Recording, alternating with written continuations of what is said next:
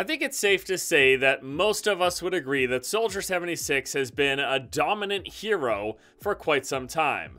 If you take a look at him compared to a lot of the other offense heroes, it seems like 76 is almost everywhere, compared to much more situational characters like Genji, Tracer, Reaper, Sombra, and, well, McCree, who unfortunately, McCree really got the short end of the stick when the 76 got his buffs a couple months back.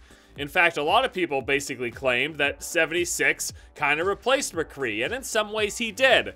While they are different, they are similar enough that many people preferred to have a 76 on their team, especially since it's, I guess we would say, easier to do well with Soldier 76. You know, you've got so many more bullets at your disposal before you have to reload, and they fire so much faster that if you miss one or two, it's not a big deal. Whereas if you miss one or two shots with McCree, it's kind of a huge deal when you've only got 6 rounds before you're reloading again.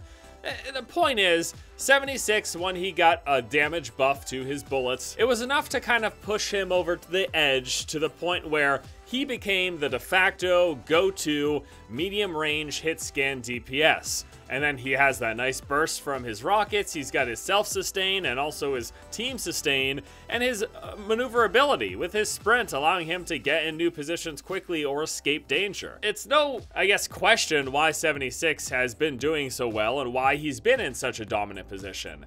Now, Blizzard does feel, evidently, according to Jeff Kaplan, that he might be slightly too strong, and they're considering some nerfs.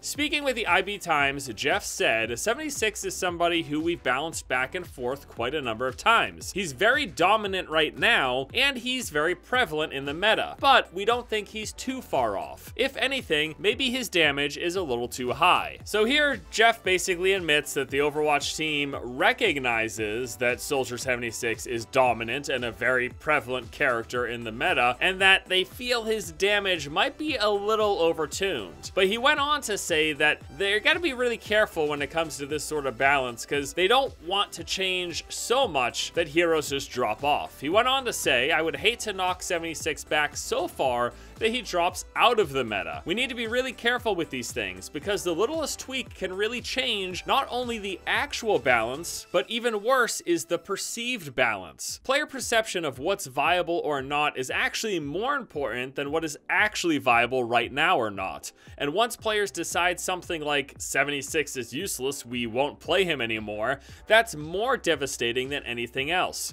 So we need to be careful, not only with the actual balance, but with perceived balance. And hearing this, some of you might be taken back, but the fact of the matter is that it is important what the community feels, because that can sway hero pick rates more so than the strength of an actual hero. Jeff has talked about in the past how there's many heroes that the community would say are worthless, or ones that are overpicked and overplayed, where the numbers just don't live up to that. In fact, they came out and showed competitive only the fact that some heroes that, say, for example, people considered a must pick weren't picked that often. Or I think one of the best examples was a hero like Mercy, which you'll hear a lot of the community say she's trash tier. She was like the 4th or 5th most picked hero in all of competitive for Season 3. Now, whenever this comes up, the counter argument is always, well, you can't look at all of competitive. You have to look at just the top tiers. You have to look at just professional play. But as we've talked about in the past, those aren't the only people playing the game. A lot of people get affected whenever hero changes happen. And Jeff was basically saying that they're aware of this, that even the smallest changes to even underrepresented heroes could affect, you know, hundreds of thousands of people who play their game, and they're aware of this. So they're gonna be careful, but it does look like they, at the moment, feel like Soldier 76 is dominant, is very prevalent, and might be a little bit overtuned. If anything, it's his damage that they were considering making a nerf to. And I wouldn't be against them slightly tuning his damage back, because frankly, I'd like to see more of McCree. I'd like to see more Tracers or even Reapers in my game.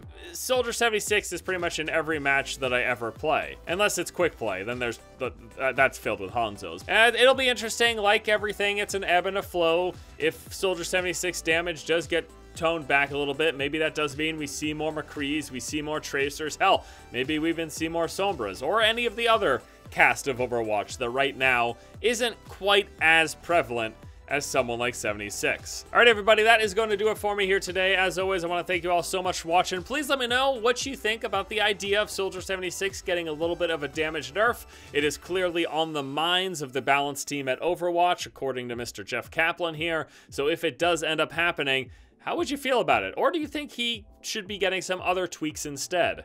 And then there's also the argument, don't nerf anybody, just buff everyone around him. I wouldn't mind McCree getting a buff.